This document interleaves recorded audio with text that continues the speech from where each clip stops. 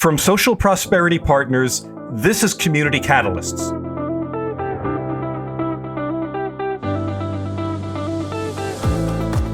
Welcome to Community Catalysts, the podcast that examines the qualities of community leadership and the many paths and forms it can take. I'm your host, Matt Lehrman. Today, our guest is Mayor Thurman Bartie of Port Arthur, Texas, a city of over 57,000 people and home to 2 of the 19 ports in the state of Texas. Port Arthur is an industrial hub, housing the largest petrochemical facility in North America, playing a growing role in liquefied natural gas exports and supporting a robust fish and shrimp industry.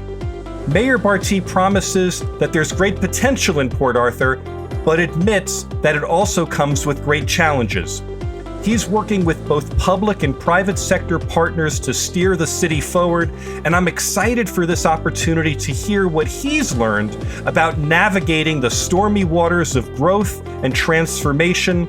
Mayor Thurman Bartie, it's great to meet you, and welcome to Community Catalysts. Well, thank you, Matt. It's great to see you, and I am ecstatically happy that you would even have me here on such a great show today. Well, I appreciate it, and I appreciate your being. Tell me, how is it in Port Arthur today? What's the weather like? On today, it happens to be a rainy day. We are grateful because it's the temperature is not as hot, and the humidity is almost unheard of during the rain. Today, it's a great day because, well, it's a great day to be alive. And no matter what the weather situation is, I have an uncle who says, if you're on this side of the turf, you feel good. Okay.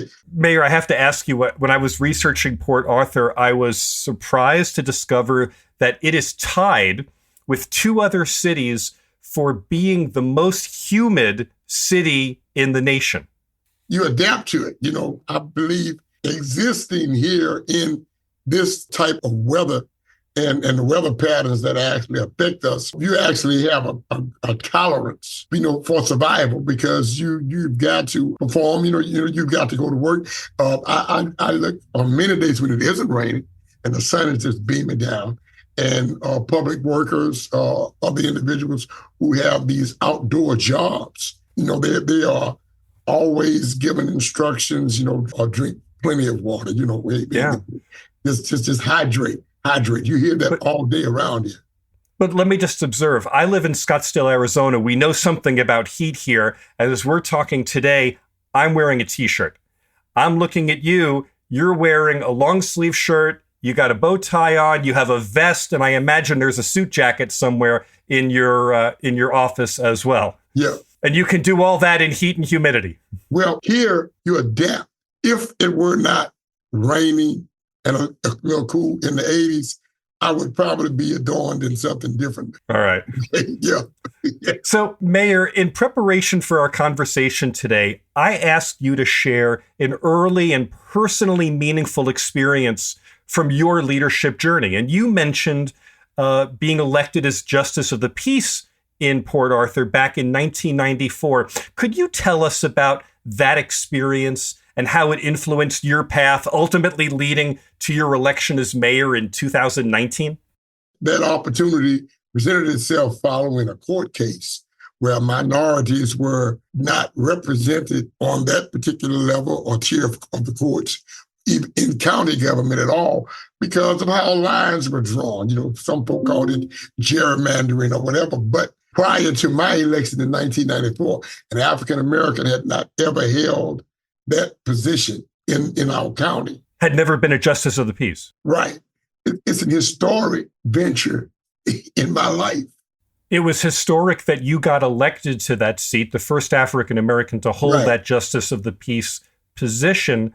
But then I take it that the ending of that position was not that pleasant. Right. The ending came, it was politically motivated, if you will. Yet I did play a part in what actually brought on my ultimate decision with my attorneys to resign. In that and during that particular time, I received what I call a political baptism in the political system in America. Let me make sure I'm hearing you right, because what you told me was that you resigned the office under duress and political pressure. That's the political baptism that you were talking about. Right. You were somehow lured or set up for something that caused you to resign and leave office. Then years go by and you run for mayor. How did that happen? That's a story of redemption, right? That happens, Matt, when you're in a community and the community knows that you are about them.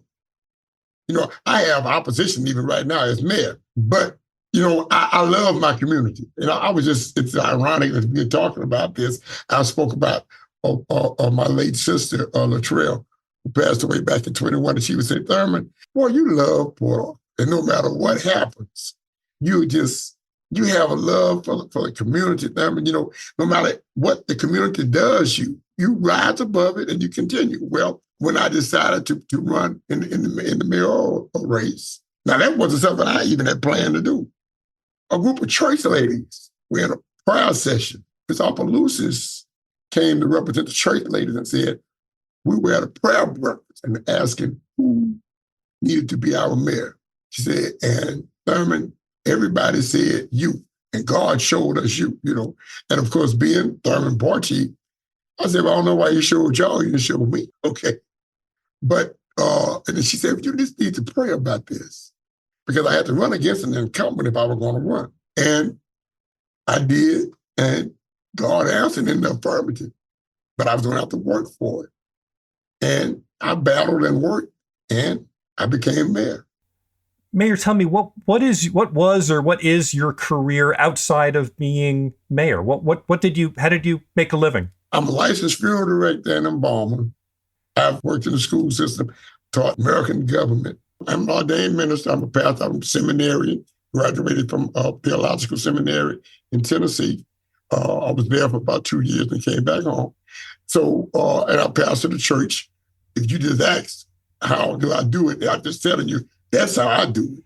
So, Mayor, for those of us who haven't had the chance to make the 90-mile drive east of Houston to visit Port Arthur, could you just take us on a quick virtual tour? If we only had a couple of hours, what are some of the must-see spots that you would show us? First of all, the view that I have here of the ship channel. There you would be able to see one of our ports, the Port of Port Arthur. You'd be able to see some family dwellings and some of the institutions of higher learning, but you would also see some of the petrochemical. You see most of them, because coming into Port Arthur, you're going to notice it's a smell that's associated with our town. If we come into Port Arthur, you're saying we're going to know this is an industrial town. We're going to know that immediately, not just from the scent of it, but from the look of it as well. The aesthetic appearance. And then I would want to take you to a section of town we call Sabine Pass, where in Sabine Pass, it's more on the Gulf of Mexico. If a hurricane comes and you're out there, you need to leave, okay, or get the higher ground. Because, the Gulf is going to come up in your house, if you sit in your house. We have now 2 large functioning LNG facilities there and a third one being actually built. And let me say, LNG is liquefied natural gas, right? Right. And we are fast becoming one of the main players in the worldwide exporting of that gas. And then we come back, and you come back on the other side, you would still see some of the shipping industry right here where my office is, a block away. But all of that, then you'd have an opportunity to come through the downtown. Downtown is being re-gentrified, if you will, or redeveloped. Motiva is actually redoing 4 different old historic buildings that have been, 3 of them have been closed for the past 20, almost 30 years. And they are totally redoing those buildings according to the Historical Society of Texas and the specifications to bring the old federal building back, the old World Trade building back. They even purchased our old bank building that we had been using for about 20 years as a health department, and an old furniture store building that's real sturdy. It has withstood a lot. So it was constructed. It's got good bones. Yeah. And those are the buildings they're restoring. When that is complete, we will have from about 350 to 600 persons a day downtown. So you're saying there's kind of a renewal of activity in your downtown, and is that the source of civic pride, that downtown area as well?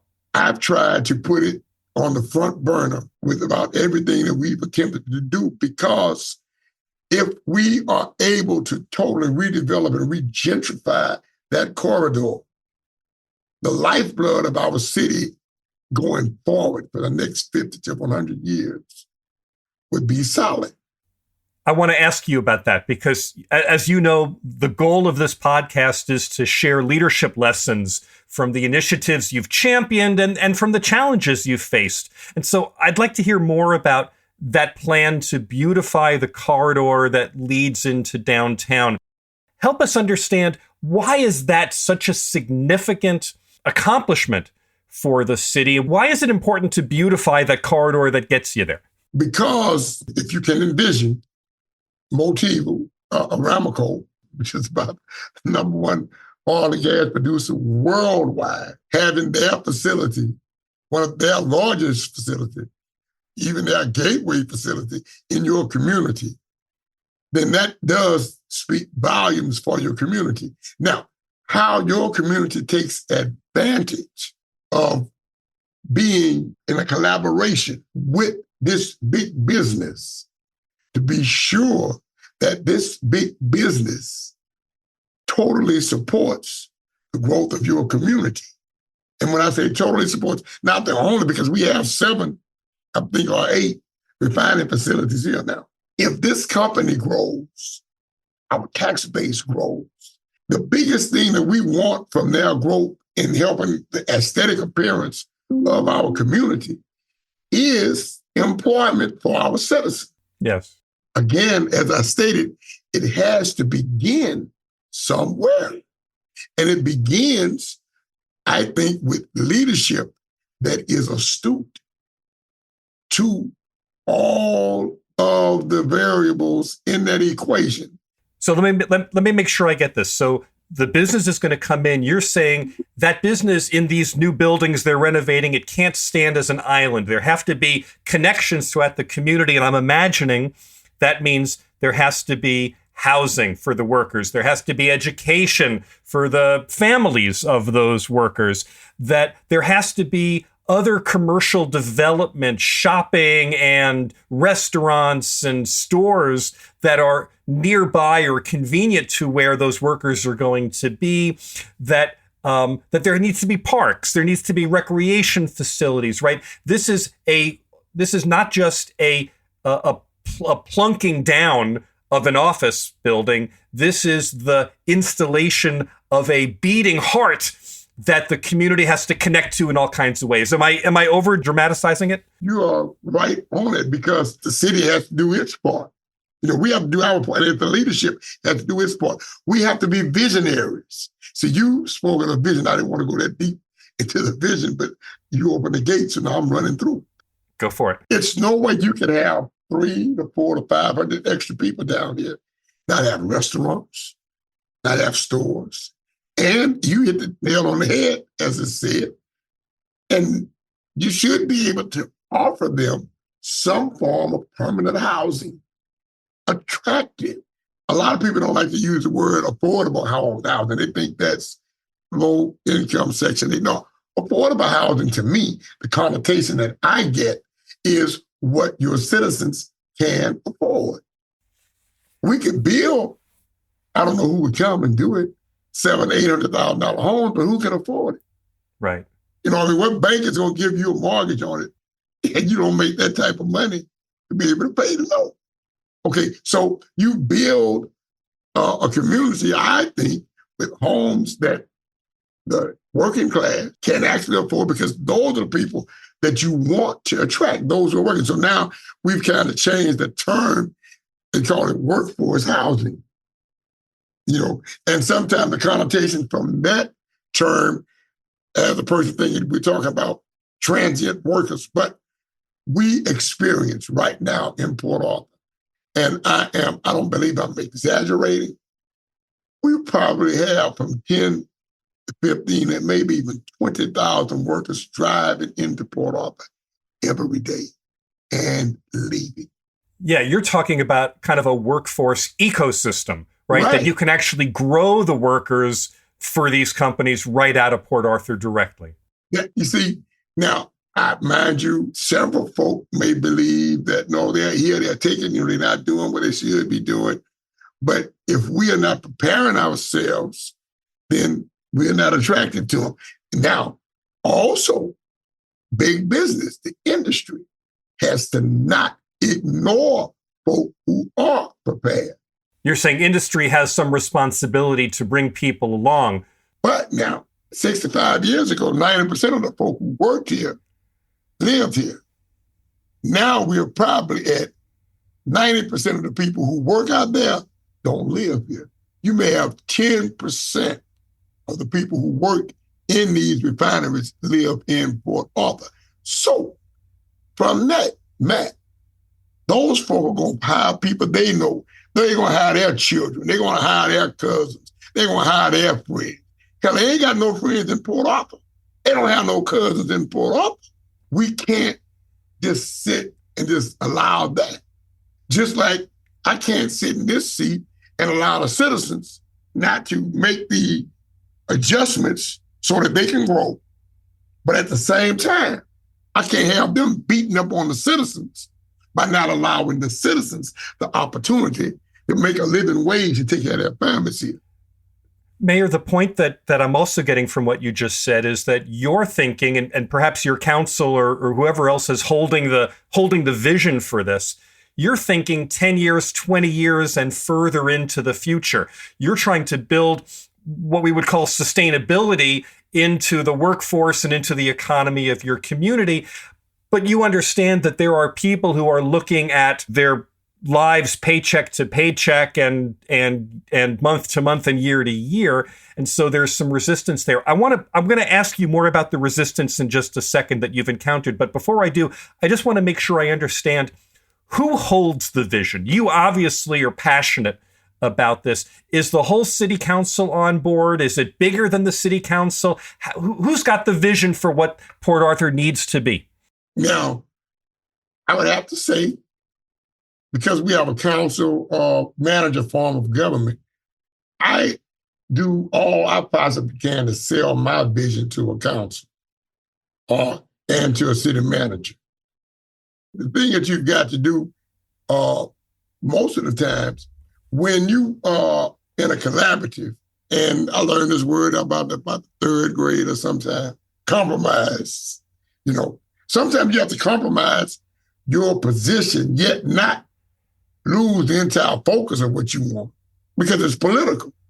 Yeah. Now, I understand all of the other extrinsics, as you just mentioned, that come forth in your being attempting to accomplish something that is real and that should happen. And I've experienced this in 5 years, going on 6 years being mayor here. Some things can be just voted down simply because I bring them. Because they don't want Thurman Bartie to look good.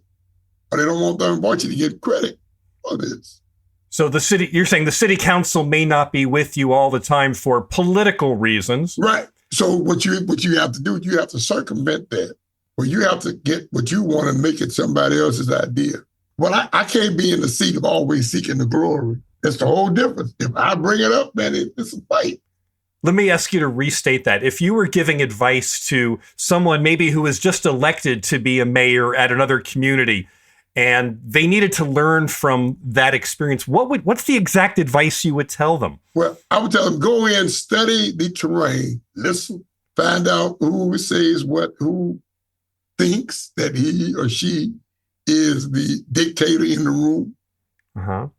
Sometimes you can totally ignore that individual if you get enough of the other individuals to be with you, or if the case is different. You have got to see what is it that has to happen for you to get that individual to understand what it is you want. What's really interesting about this is we often use words like collaboration, or you said compromise earlier, but this isn't quite that. This is, you got to be willing. I call it political right, which means that sometimes you're going to relinquish the glory. You're going to let someone else take it. Yeah, I've done that several times. Because if this is what I know the community needs, but I know if Thurman Bartie walks in the room and says it, it's like I just told him to jump off of the highest building in the world. You come in, Matt, and you say it, oh man, that's a great idea. But there are plenty of mayors who come into office believing that their leadership means my way or the highway. And they'll be gone probably quickly.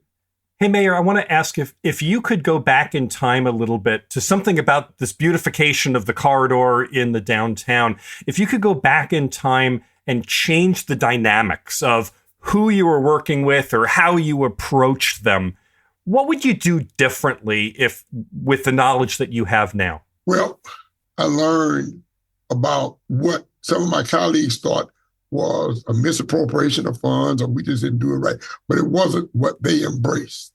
So I had to work with our bond attorneys, other attorneys, to be sure that we were within the confines of the law. City manager worked on it. We worked on it together to be sure that what was happening and the monies that we wanted to use was actually available. But just that, you've got to remain focused, you got to remain steadfast, and you have to remain immovable. Because if that is what has been placed on you to do like that, so even with that, everybody doesn't have the same concept. And that's what I've learned in government. And governance plays a big part, but governance to me is the understanding of how government functions, and that's applying what has to be applied for it to go right. But I appreciate the fact of having had this opportunity to even be a mayor. It's humbling. It sounds like the lesson that you're saying here is about, remaining vigilant with your ideas and keeping focus. Yeah, you have to, because you're going to get beat up. Okay. The only way I can make you believe, man, I have to really believe it. Mayor, I have to ask you about one last thing. Before we do our lightning round, I have to ask you one more thing. You played a pivotal role in getting a significant federal grant into Port Arthur. Can you just talk briefly about the role that you played in making that happen? That you're speaking about what occurred at the port of Port Arthur. Yeah. Previously, prior to my becoming mayor, the port had tried two times. And then while I was mayor, I think they actually attempted, in all, they had attempted 4 different times to get some grant funding. And in what we call now the raise grants. But our city was never chosen. I became acquainted with an engineering firm from Houston, who had some connections in Washington, D.C., who invited me to Washington, D.C. I'm going to tell you how it happened. I had to pay my own way because my colleagues wouldn't even pay my way to go to Washington for a meeting. Your city council didn't want you to go? No, it was okay. God, but again, I say the same God that I serve now. I was supposed to be there because he had a reason. That's why you have to remain steadfast and immovable. And I did that. He made a way. I went to Washington, got there. Gentleman in Trey, who brought me there. He had connections with 2 gentlemen there. I'm not going to say their names, right? But one was an undersecretary of transportation. And I just say it like this. He's on the 7th floor. The secretary, Buttigieg, is on the 8th floor. But the only way you get to the 8th floor, or your idea gets to the 8th floor to get approved, you have to have somebody on the 7th floor who brings it up there. I see. They were able to put a face with Port Arthur when I got there. And what happened, Matt, if you let me in the room, God has given me the ability to have a little understanding and control of the King's language and a charismatic aura from my personality that God has blessed me with. If you let me in the room, and when it's my turn to speak, I'm going to speak, and I'm going to remain on task on the subject. And my task was to stay on the city of Port Arthur. And after I finished speaking, the undersecretary said, "Man, you sold me on Port Arthur." And the only thing I asked the executives at the port was, make sure all of your paperwork is proper. And they did their part. I went in and did my part. The undersecretary went up and did his part. A month later, they called me and said, "Okay, but yeah, man, you all have been chosen." And then the Senator Cornyn's office called, and Congressman Weber's office called, because we had been chosen to receive about $14.6 million for our port of Port Arthur. And it happened. And in the end, Secretary Buttigieg came to Port Arthur. And he came on a day that I could be here. I watched the news report. I got to see you on the bus with the secretary driving around. I think I had on the same suit. But that was a really significant accomplishment, wasn't it? Yeah. And you see, but those are things that are a legacy for me. And whether they write it or print it or whatever. But see, this taping will be a legacy that my great-great-grandchildren can be able to access and say, "Okay, man, say my grandpa wasn't nothing, but I just saw that. I just heard this." Mayor, I want to turn to the lightning round question of our interview. I've got a few questions. I'm going to ask you to answer in just one sentence or less. I got a bunch of them. You ready? Are you ready? Just took me a swig of water. I'm going. Let's go with it. Mayor Thurman Bartie, describe your leadership style in 3 words. Transformational, effective, and on time. What's the most practical and useful leadership advice you've ever received? From my grandmother: do not inherit enemies. Not even your brother's enemy. Do not inherit enemies. The next thing is be sure that you believe in what you're talking about. The next thing is learn everything that is possible for you to learn. So when you speak about it, you are intelligent. As we talked about earlier, according to Wikipedia, Port Arthur ties with Lake Charles, Louisiana, and Astoria, Oregon as the most humid cities in the U.S., with an incredible 90% humidity on most mornings. So, Mayor, my lightning round question for you is, what's your best personal advice for staying cool and comfortable when the air feels incredibly thick? Man, look, go to work, pay your electric bill so that your air conditioning is running. It is unimaginably hot. Mayor, if you could instantly gain any new skill or talent, what would it be? I would want to have the talent of even being more cognizant and astute in fiscal management. And what's one small change in local government that you believe could make a big difference? A small change in the process of local government. The eradication of term limits in my city. Your term limited out at the end of this. Right. You'd like to stay longer. You have more to offer. Right, yeah. Mayor, earlier you told us that you made your career in part as a funeral director and embalmer. And I'm curious, what practical skill did you learn in that job that's useful to you in your current job? Compassion. You can't be a funeral director and be agitated and mean. And I've been around it all my life. So you learn compassion and the exercise of showing love and compassion to persons at their lowest moments. And even sometimes when a person comes before council, or a person comes here, just because, my water bill or whatever, I'm stopped in parking lot, they just can't come up to the 4th floor, the 5th floor, but they can talk to me anywhere downstairs. And they do. And that is the compassionate part that I've learned in my private, professional life that carries over in this public life.